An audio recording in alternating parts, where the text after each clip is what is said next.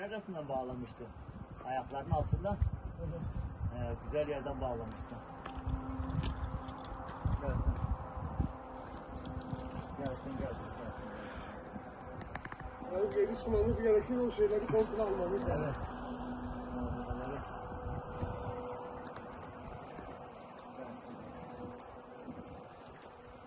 Ben kurtuldum. Gel hadi bin.